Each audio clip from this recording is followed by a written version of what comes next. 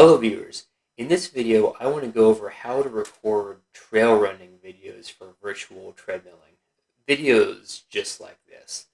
What I consider the bare essential setup you need, and then steps you can take to get better and better quality, ending up with an extreme example. Now, I make my videos specifically for Kinomap, but I also upload versions to YouTube.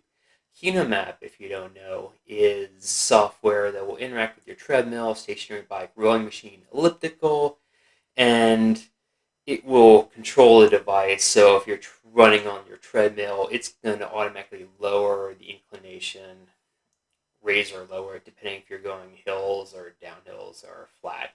And Kinomap works by crowdsourcing their videos. So anyone with a subscription can upload a video and the sync to GPX file, and the Kinomap staff will curate these into fair, good, or excellent quality.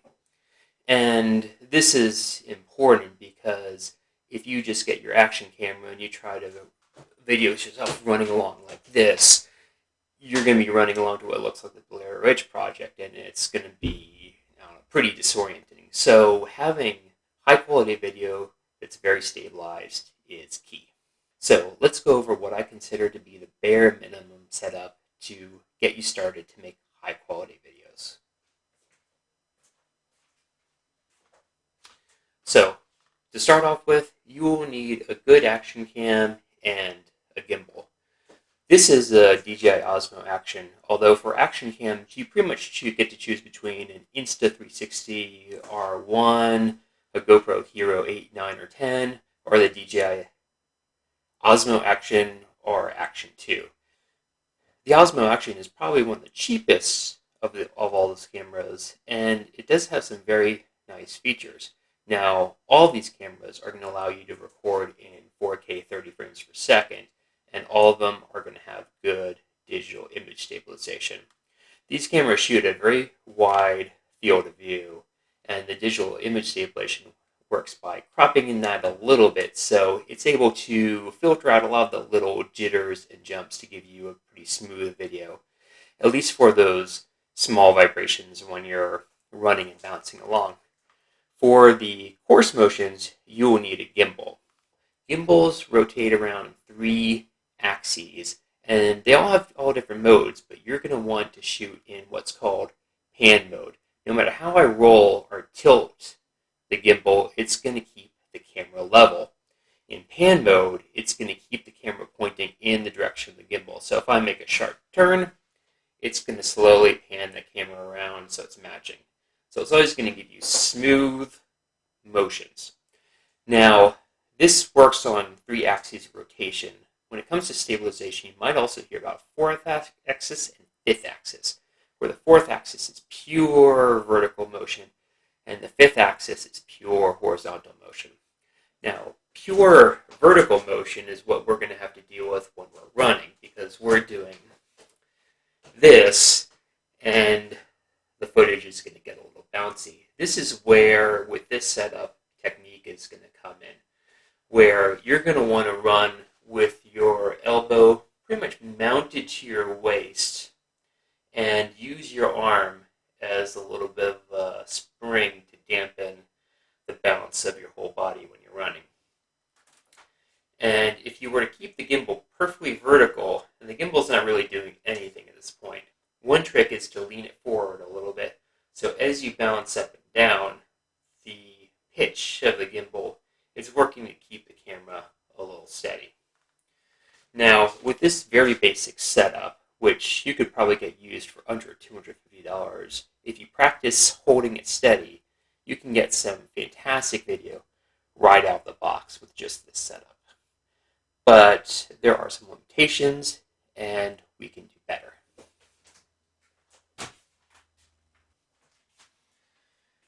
So, the first thing we can do to improve quality, specifically getting smoother video, is by adding a 4th axis stabilizer.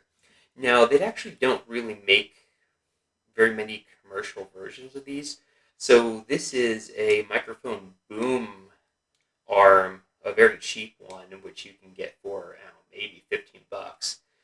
And optimize it to make the length fit right.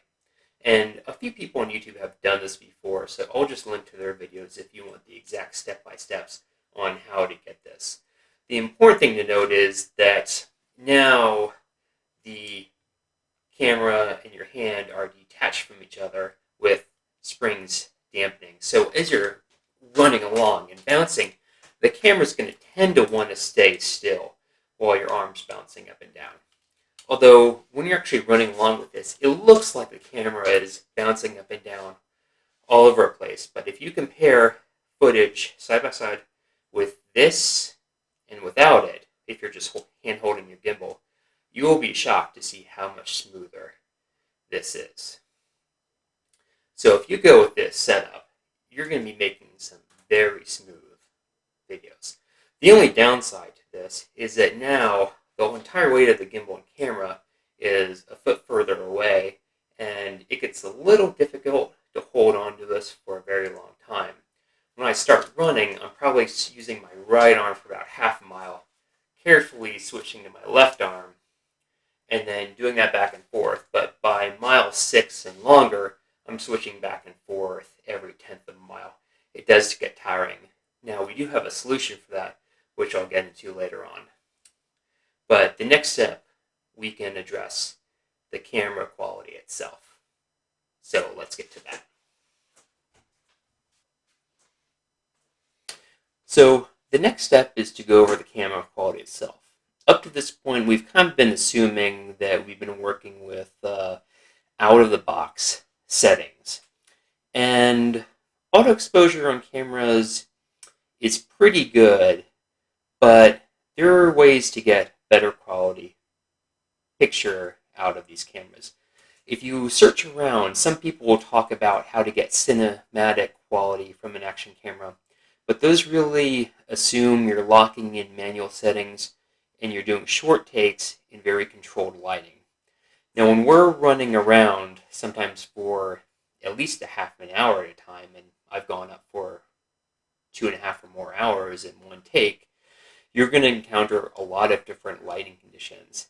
In just 5 minutes, you could be running down a mountain, running directly away from the sun, hitting a switchback, going directly into the sun.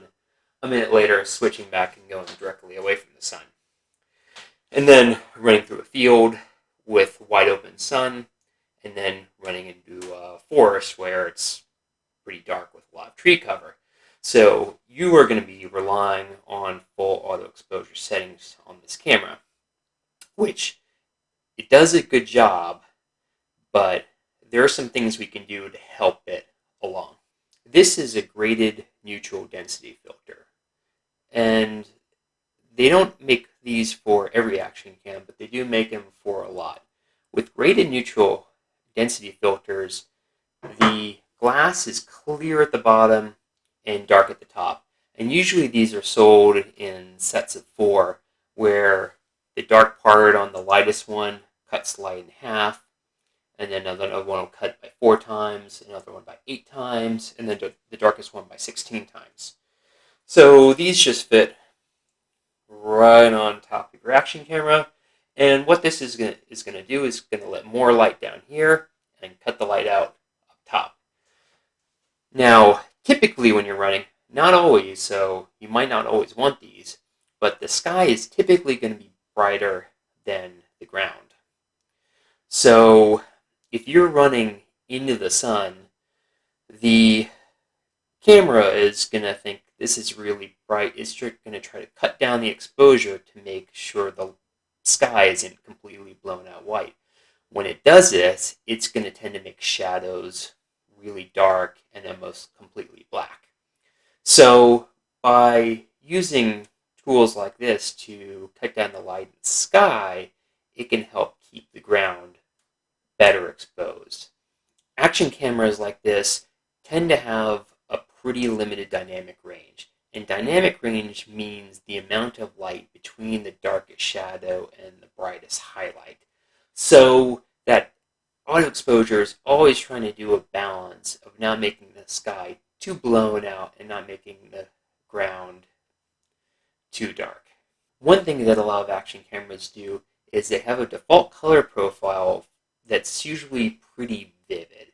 It's going to give you pretty saturated colors out of the box, and it's going to try to give you a nice contrast image too. So the shadows are going to be pretty dark and the highlights are going to be pretty bright. And usually this looks pretty good.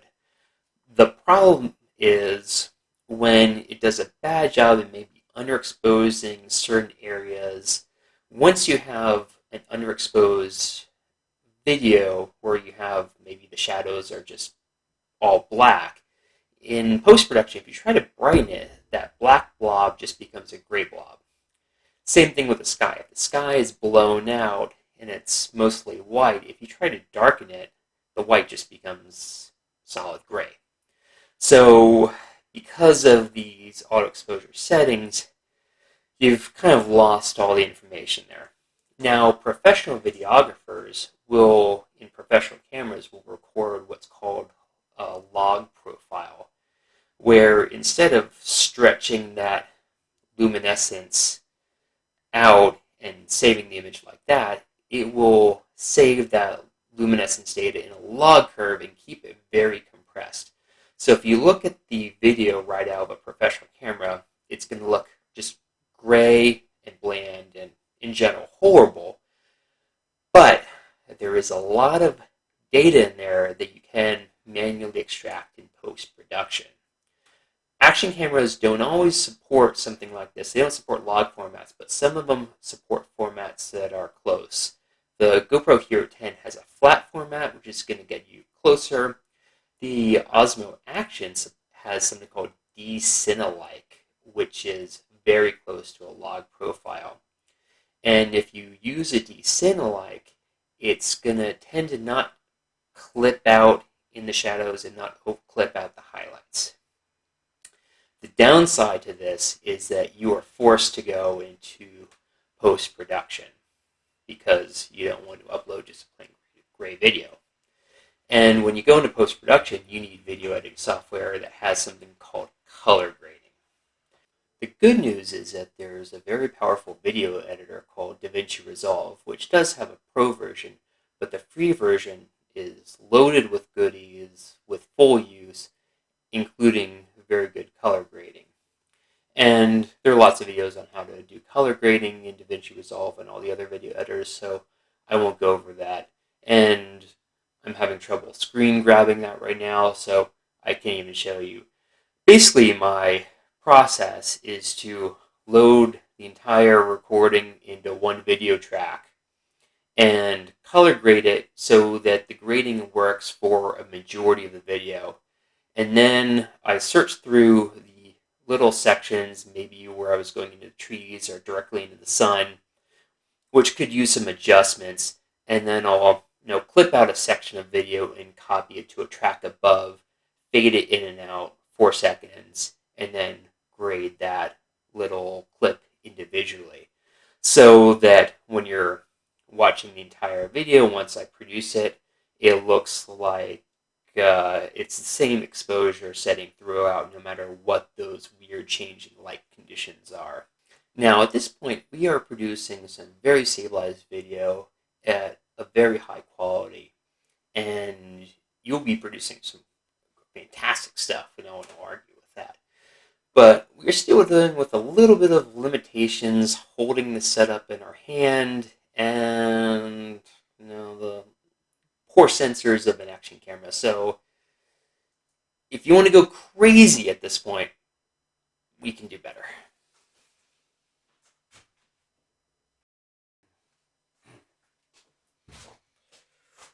Okay, this is going to take some explaining, so deep breath. This is a shoot via vest and dual stabilization arm. This setup is pretty heavy, but this professional stabilization arm allows all the weight to be put right at my waist. So even though this is a pretty intimidating setup, I've actually run for 2.5 hours straight doing one take, no stops with this setup. And I can bounce around and that camera stays nice and steady. On the arm, I have a custom little homemade bracket, which looks pretty ugly, which is just used to steer the camera. I'm not actually supporting any weight. The less arm holding you do here, the better. And I can even switch arms if one arm gets tired or I need to mess with something. On the bracket is a Jihoon Weeble S, which is pretty much a gimbal that has the exact same features as the small one. It's just that this gimbal can support about 3 kilos of weight. Now, on the gimbal, I have a Panasonic Lumix S1, which is a full-frame mirrorless camera. It has a 24 megapixel sensor. It gets about 14 and a half stops of dynamic range, which is roughly 20 times more light than you get in an action camera. I shoot in a log profile in 10-bit 422 at 150 megabits per second, which most action cameras are going to be doing 8-bit at 100 megabits per second. That's going to be their limit. The sensor is also 5-axis stabilized, and this has digital stabilization on top of that. And on the camera is a Laowa 9mm rectilinear lens. Sometimes when you get ultra-wide-angle lenses, they get that barely fisheye distortion. These rectilinear lenses keep everything nice and vertical, even at the edges.